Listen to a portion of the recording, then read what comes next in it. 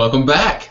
It's been a while. I'm James Johnson, and we're going to be talking about Game of Thrones, A Song of Ice and Fire. We've seen the first 6 seasons. We read the first 5 books, read The Duck and Egg Tale, The Princess and the Queen, etc. We're going to be talking about predictions, and I hope you enjoy it. Again, my name's James Johnson, and this is my lovely mother, LaDonna. Hello, folks.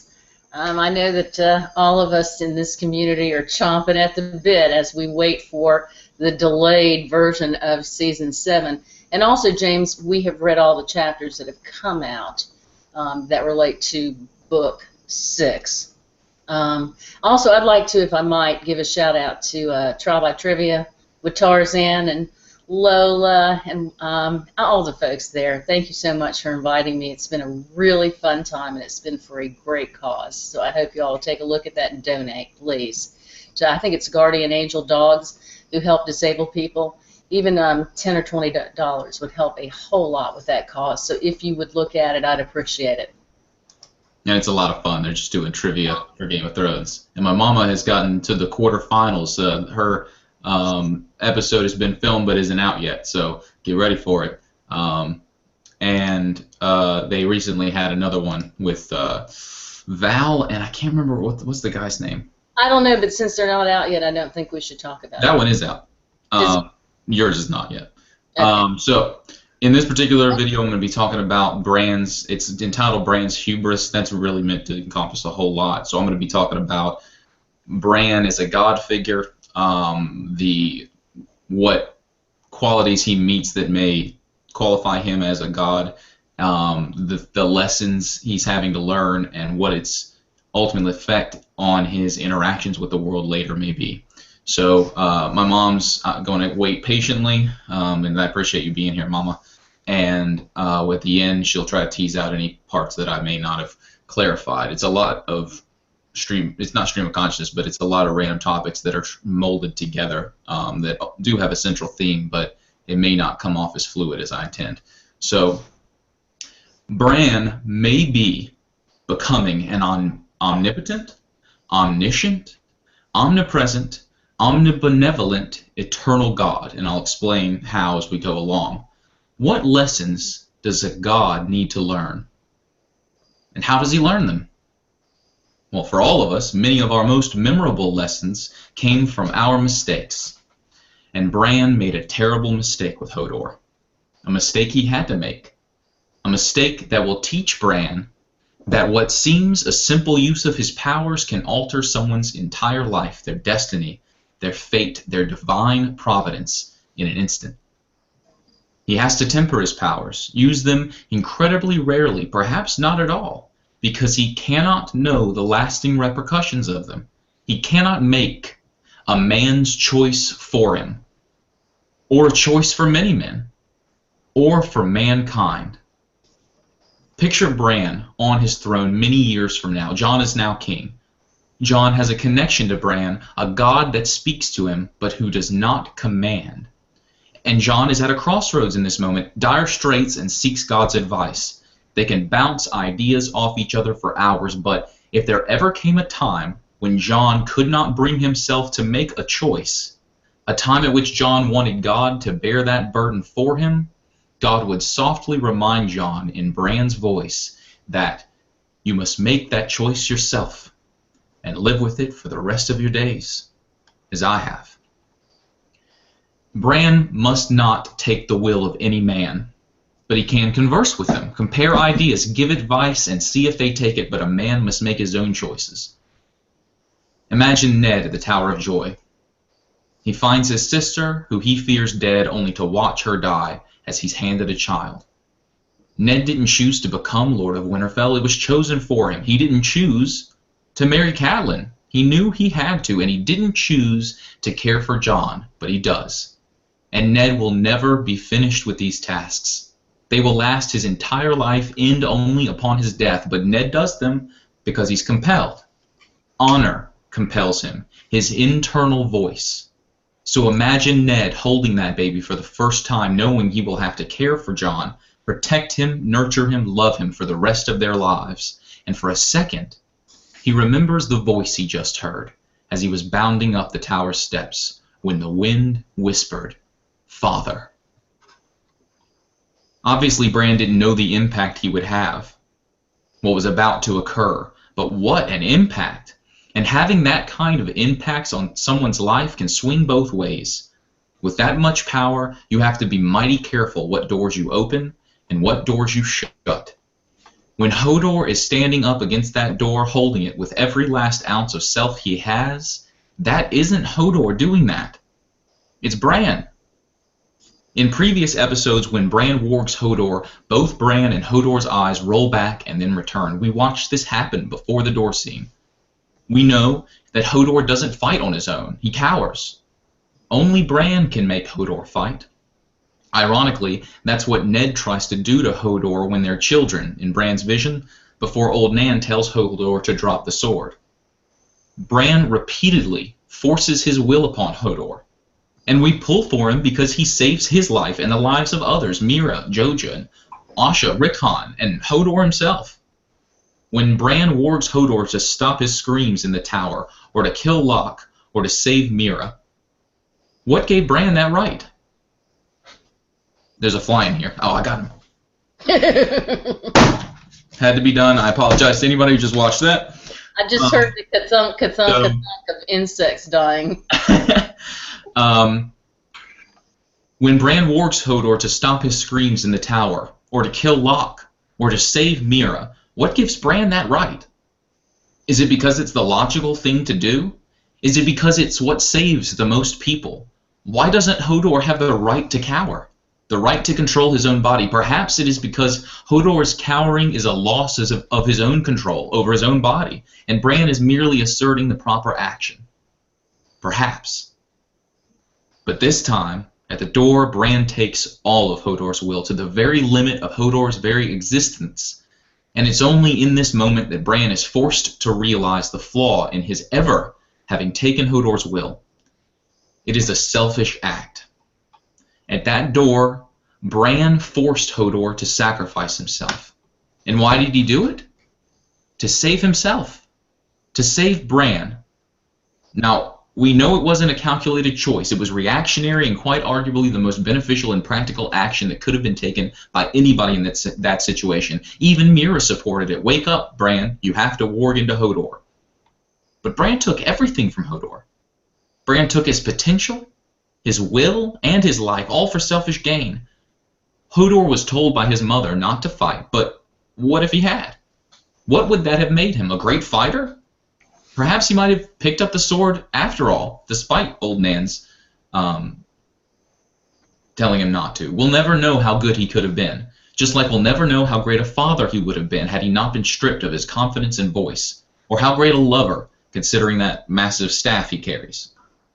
Bran took all of this from Hodor, and took it from the world. Bran took Hodor's potential, and then, following the timeline, took his will, and then killed him in the process. And Bran realizes all of this. I think the show should have played up Bran's mourning of Hodor, the mistake he has made. And Bran felt pain, not only from his own perspective, but from Hodor as well.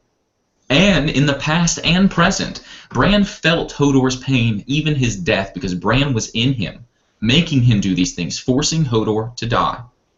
Through Hodor's pain, which Bran literally felt, emotionally, intellectually, physically, and all through the eyes of an outsider, Bran has learned that the taking of another's will is a selfish act.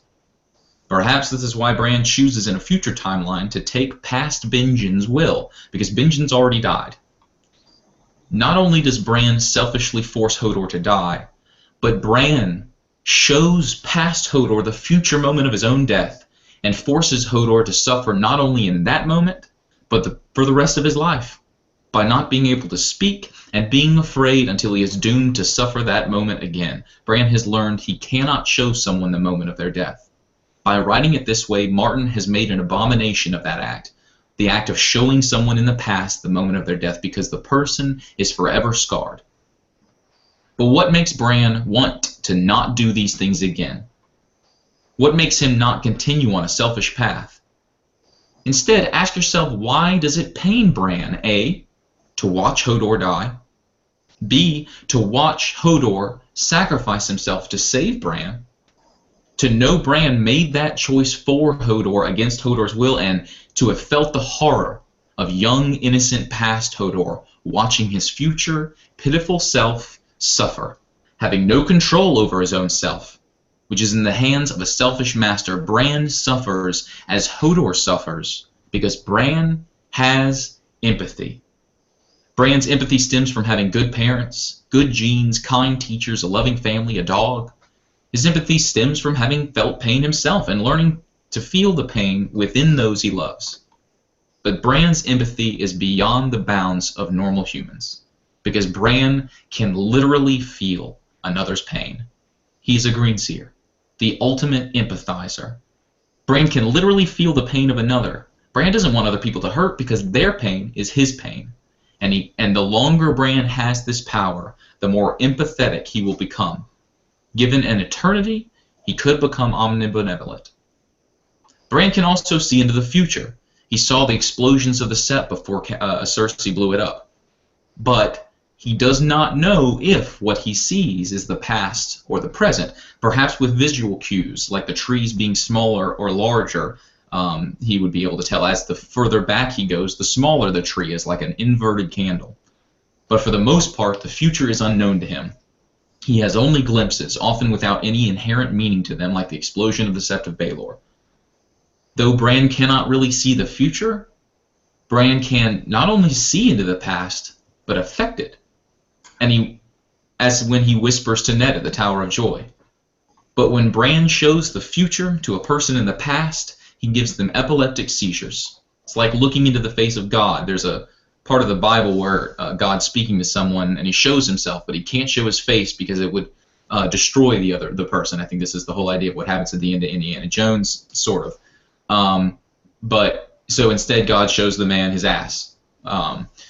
By the way, we know somebody else in the books who has visions. Visions we have actually seen. Visions we know to be true. And this person has epileptic seizures too. Jojen. Bran is giving Jojen visions from the future. And we know someone else who, like Hodor, repeats a phrase over and over for hours if Jaime can be believed. Burn them all. Burn them all. Burn the wall. Burn the wall. But even God cannot affect time. By the way, that's not I love that theory, and I think it may be true, but it's not mine. There was a person who commented on one of our videos who said that, and I'm sorry I don't have the name with me. It would have to be the Hodor episode, I would think. But even God cannot affect time itself, and this is key. We know that Bran's having affected the past had no effect on his own past. Bran is still right there. It's not like Back to the Future where the people disappear off the picture. No matter what, in fact, what Bran did in the past was an essential part of his past. In the future, when Bran does something that affects the past, the effect he caused already happened. There is only one timeline. Bran made Hodor into Hodor, and Hodor grew up to help Bran to the Greenseer throne, where Bran ended up making Hodor into Hodor. Before Bran was born, before Sansa or Robb, Ned was a young man who had just won a war he never wanted to fight to avenge a father and brother he never wanted to lose, and was finally walking up the steps to find his sister when a sudden gust of wind, a bird he just happened to mishear, whatever it was, he heard something and it seemed to say father. Only years later would Bran be born, but that's the same timeline he exists in. The same past exists regardless of Bran's interactions with it. Everything he'll ever do to the past as the Greenseer has already been done. The past is already written. The ink is dry. So, does it really matter when Bran becomes the Greenseer? He can affect every moment in time to the same extent, regardless of what moment in which his physical form exists, except that he cannot affect the future. Well, if you live forever, everything is eventually the past. Bran is learning to empathize with everything, and thus learning the moral limitations of his interactions with the world. Bran can see the past and present, and the longer he is there, the more he knows. And Bran can affect the past. He can practically be anywhere at any time. Now imagine him a generation from now, and what he would have gained in that time. Now imagine him many generations from now after having an obsidian dagger plunged through his heart. He is omnibenevolent, he is omniscient, he is omnipresent, and he is eternal. Imagine a God. Yet Bran can't really change anything because it all already happened, even his affectations upon it from the future. He is practically a God, but even God cannot change time. So from now on, why give people visions? If God has free will, then God's future choices are unknown, even to him. Alternatively, everything would be predictable. God's future choices would not be choices at all, merely inevitabilities, and God's actions would no longer have any apparent purpose or meaning because he never really chose them. The same goes for free will for the rest of the world. So it's important that the future remain unknown to God and to the rest of the world. It's important because it's the one thing we can change, the future. But Bran cannot change the future directly through his visions. He cannot interact with it directly. He can only affect the future by what he does now. And this is the truth of reality. Even if everything that ever happens, past or present, is merely an inevitability, it would only be so in hindsight. As soon as we know the future, it becomes the past. The past is written, the ink is dry. The future is a blank page, and you, all of us, are the pen writing our own story, our own song. We are each the blue-eyed giant, perceiving the world through the opaque and distorted glass that is our minds. This is also the only acceptable form of religion, one that builds itself upon the foundation that we must act now in the hopes of making a better future. But the future is unknown, dark, and full of terrors. So the time period in which Bran's physical form exists does matter, because Bran can only have a meaningful effect on the future in the moment he's in now. Bran's visions of the future are just glimpses without context. The future remains practically unknown to Bran. You and I may be able to predict some parts of the future. This is what science does. But ultimately, we and the world around us are literally making the future up, quite literally, as we go along. And as soon as we do make the future, it is no longer the future. What is the future and what is the past all depend on perspective, and you and I have only one perspective, the now. No matter where we go, there we are. We can, of course, look into the past, but even when you and I think or hear or read about the past, we hear it as it was, or how we think it was, not as it is, or as it really was. It's like you had to be there sort of thing. You had to be present. Bran has learned at least one more thing. Bran has learned that honor is not always right.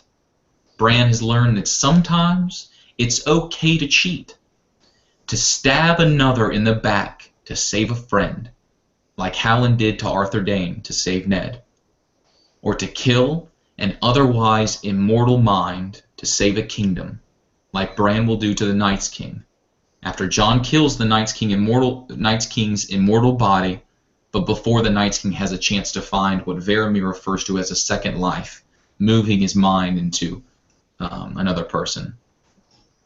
As Rickard Stark said to young Ned, remember that you are a Stark.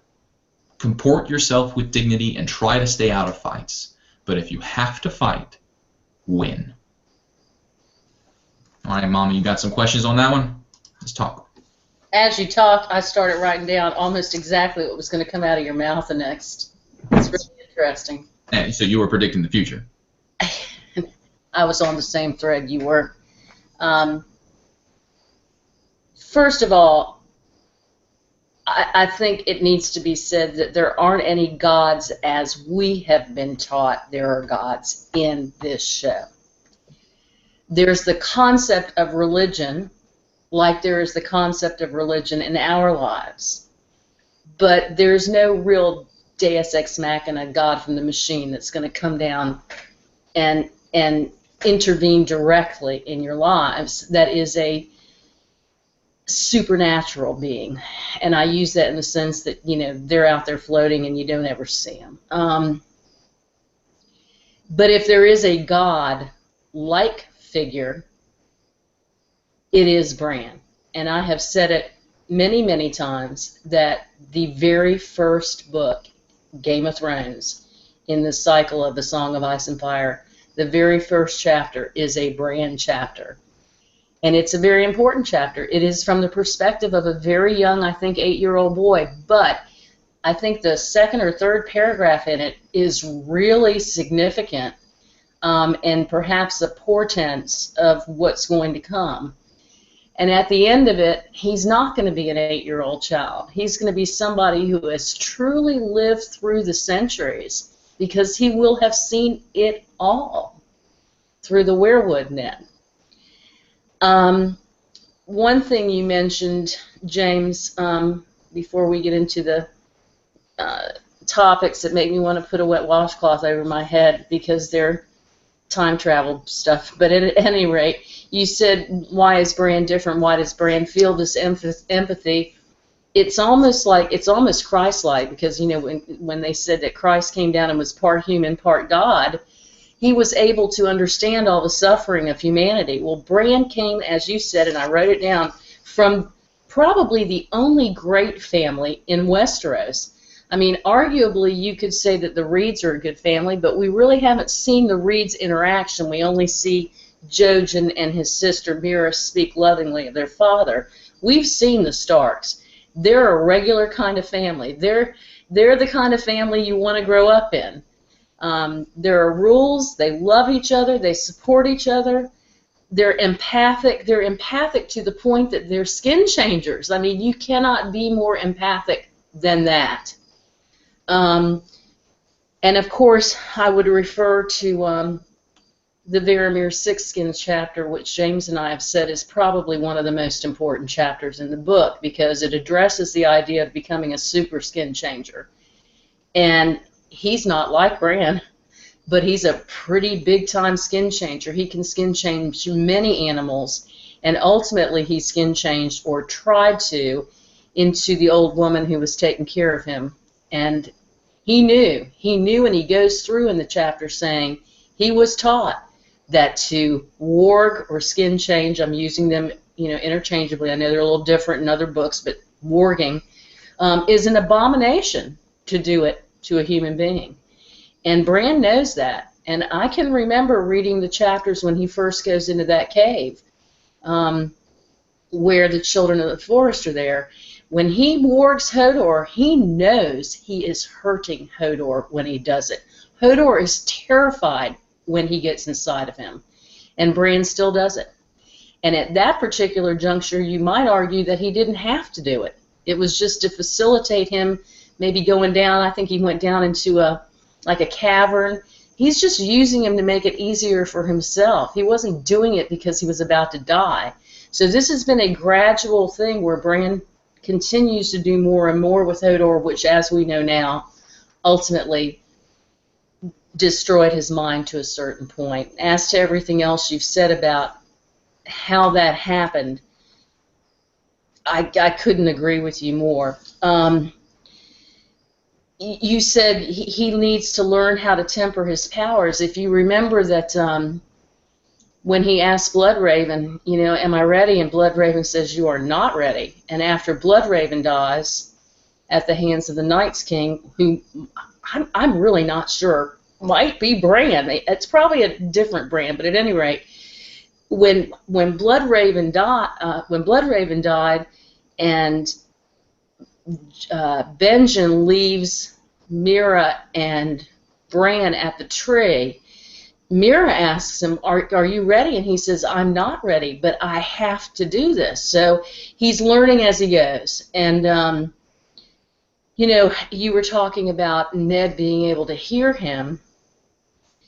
It's really interesting because I didn't realize that this particular phrase meant so much, because it's used in different contexts earlier in the books.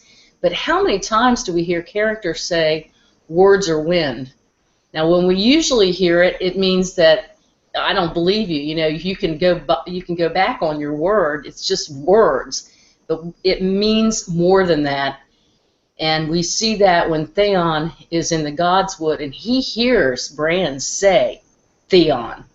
He doesn't know it's Bran, but he clearly hears that word, and he says, "Did it come from the wind?" or makes some reference to that. And like James just said, Ned hears it as well. He doesn't know where it comes from, but he certainly knows the direction. He turned around and looked at where Bran had been standing. You know, when we're talking about there being no gods, but yet we have this omnipotent Superman. I mean, Bran really is almost a Superman.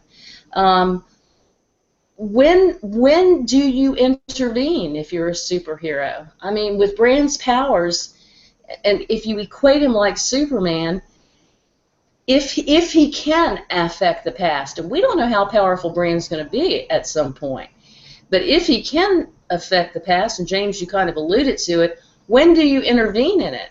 I mean, I think in one of the recent Superman movies, Superman's father actually says you can't do everything. You've got to make decisions when to intervene in certain situations. And to go a little bit farther than that, James, you were talking about, is it right for him to do these things when certain events come up, like killing Locke and invading Hodor's brain? When is it appropriate to intervene in a situation? And I'm just talking about Bran in reality, not Bran in the weirwood net. I mean, and I'm bringing to mind the fact that James gave me a comic book recently that was Superman, but he was a Russian Superman. So everything he was doing was from the perspective of a Russian Superman for his particular country, as opposed to the United States of America, which put a whole different perspective spin on it. And as we know in these books, perspectivism is like super important, and that's why Martin has written it in the way he does, through characters' eyes, because it gives you an insight into how they think, what their culture wants, and we see that playing out over and over again, especially in Essos, where people's cultures are so vastly different from Westeros. And Dany has to have that struggle. How do I balance this? Well, Bran's got an even more epic struggle, because he's got a universal worldview, and not just for today's time, but through the centuries. So I think it's fascinating. If I can just add this one thing, I'm really struggling with whether or not the Night's King is Bran. I don't think he can be, for this reason, because both of them corporeally, have we seen it yet? Yes. Both of them corporeally exist in the same reality world, because Bran was in the cave as a physical entity, and hold up, sorry to interrupt you. There's a sound coming from your side. It's a high-pitched kind of sound. It's not doing it unless you're talking. Maybe back up a tiny little bit. Okay. Is that a little bit better? It's still happening, but we'll just ignore it. I'd rather hear what you're saying right now. Go ahead. Okay. I'm torn between whether or not our Bran is the Night's King, except for this. It's not like Bran's traveling. No, I'm going to rephrase this. Both Bran's body and the Night's King exist in reality. And we know it because when Bran was in the cave, he was in the weirwood net mentally, but he was physically in his body in the cave. Mira could see it. Everybody knew he was there, while the Night's King came through the cave physically. So for that reason, I tend to think they're actually two different people. But boy, they really changed the prosthetics on the Night's King this last season, and he looks just like Bran looks now. And Bran's features changed from being kind of that soft boyish look into some really sharp nose features, and they changed it to look like him. So I'm struggling with that, but I think they're different. And I think, if I could just add one more thing when you were talking,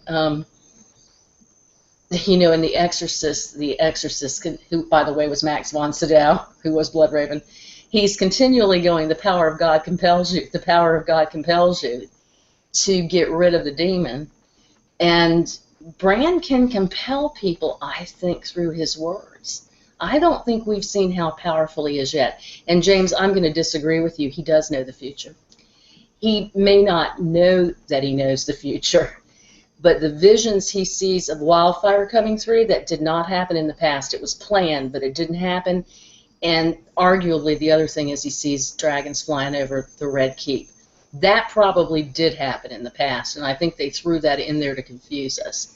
So if he can see the future, and again, I think you're right, because he's already made the decision one way or the other. No matter how far you go in the future, he's not really changing the past. They're just kind of laying out how he affected it when it happened. It's fascinating.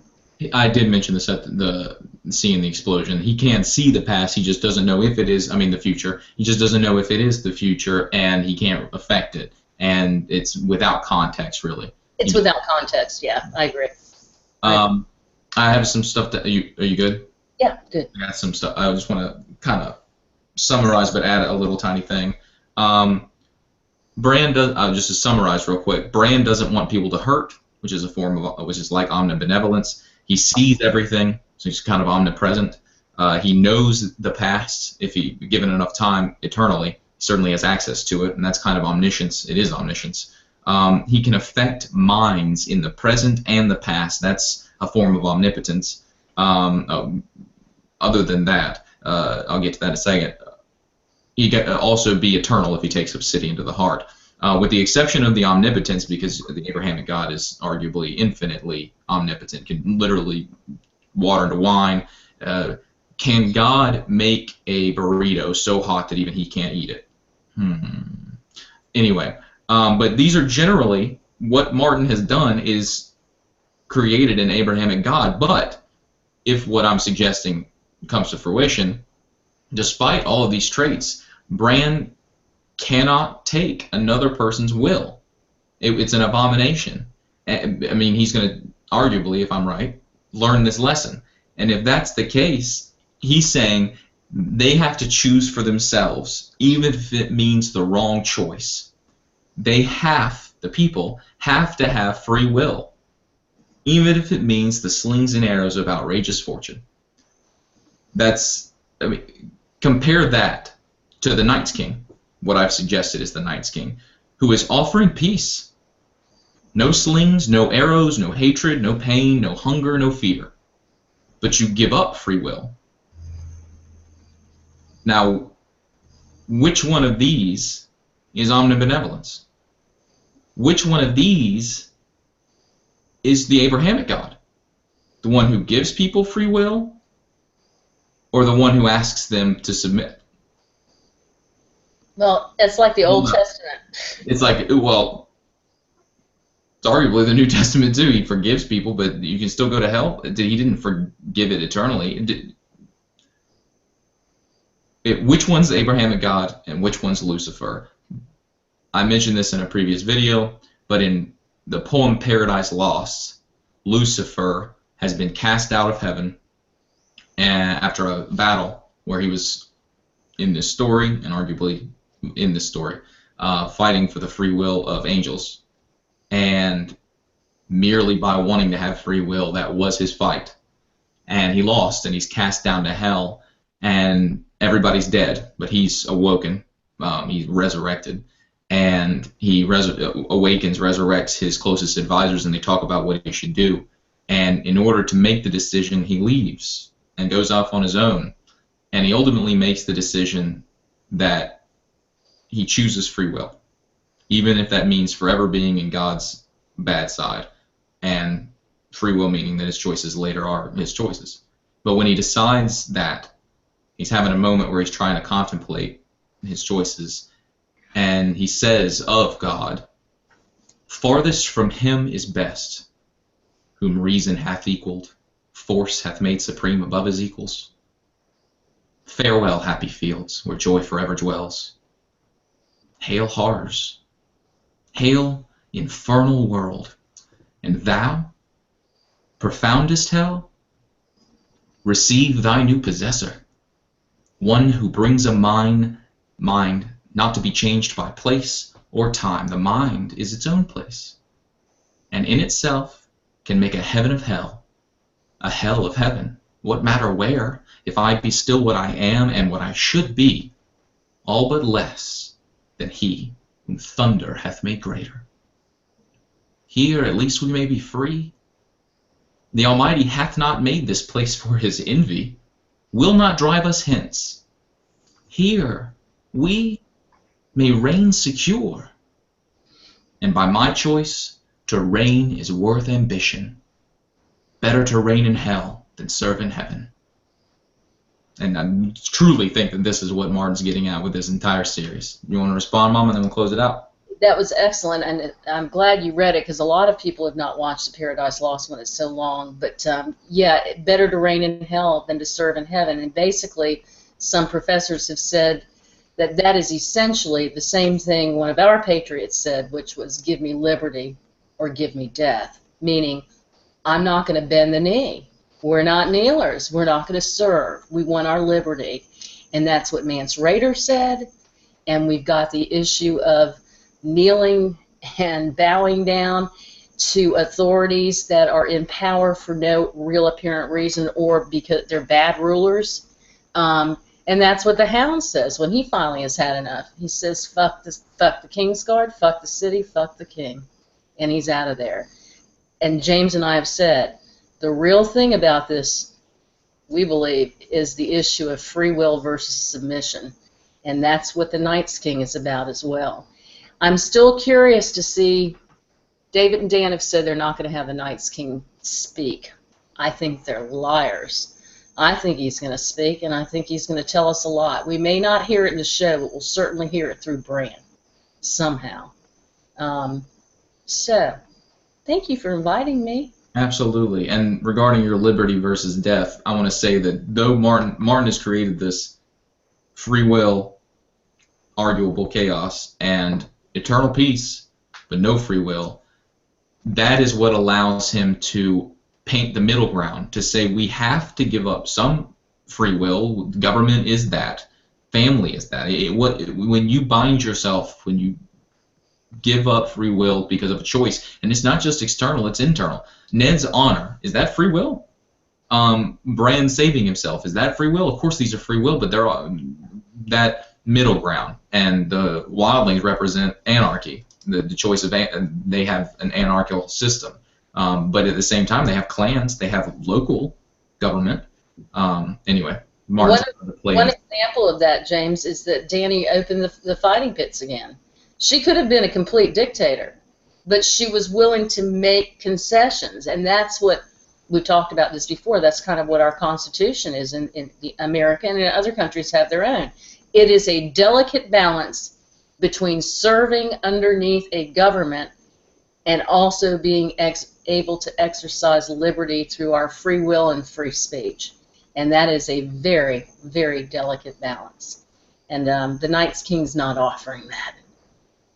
He's offering life, but I agree. What kind of life? But again, I think it's a metaphor for being completely under the thumb of someone. Agreed. And that's what Hodor was as well.